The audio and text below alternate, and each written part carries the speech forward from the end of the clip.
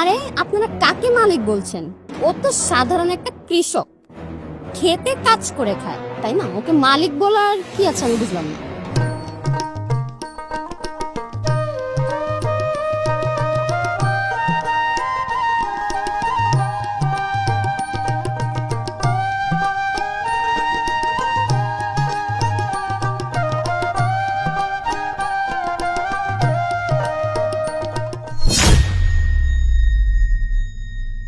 আরে এটা জিহাদ না?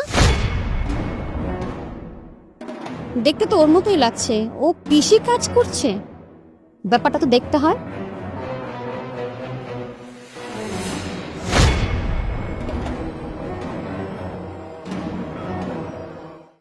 আরে মো, কি অবস্থা? কেমন আছিস তুই? অনেকদিন পরে তোরে দেখলাম। আর হঠাৎ করে তুই গ্রামে, ব্যাপারটা তো বুঝলাম না। আমি তো ভালোই আছি, কিন্তু আমার মনে হচ্ছে তোর অবস্থা ভালো না। তুই কোথায় ছিলি আর কোথায় এসেছিস? তুই আগেই ভালো ছিলি, এখন তো দেখছি গ্রামে এসে এইসব চাষা বসাদের সাথে কাজ করছিস। আমি কল্পনাও করতে পারিনি যে তোকে গ্রামে এসে এই অবস্থায় দেখি।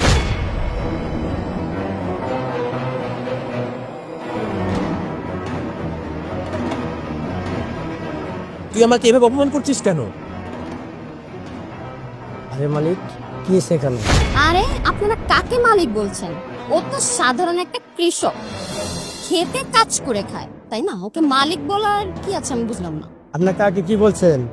উনি সাধারণ কৃষক না, উনি আমাদের মালিক। ম্যাডাম, আপনি জানেন কি, ওনার মতো মানুষের জন্য আমরা খেতে খামারে কাজ করে আজকে দুমুঠো খেয়ে দিয়ে বেঁচে আছি। উনি আমাদের কাজের ব্যবস্থা করে দিয়েছে। আরে আপনারা এগুলো কি বলছেন? আমি তো এসে দেখলামই ও খেতে কাজ করছে, তাই না? এই যে জমি দেখতেছেন, এই সব জমি ওনার। এই গ্রামের সবাই আমরা ওনার আন্ডারে কাজ করি। আপনি কাকে যে কি বলেন ম্যাডাম? আপনি না যাই না আমাদের মালিককে অনেক অপমান করে ফেলছেন।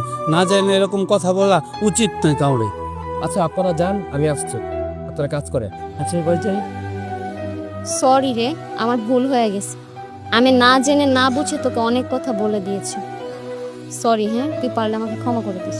ঠিক আছে, সমস্যা নেই। তুই তো না জেনে আমাকে অপমান করে ফেললি, আমি কিছু মনে করিনি।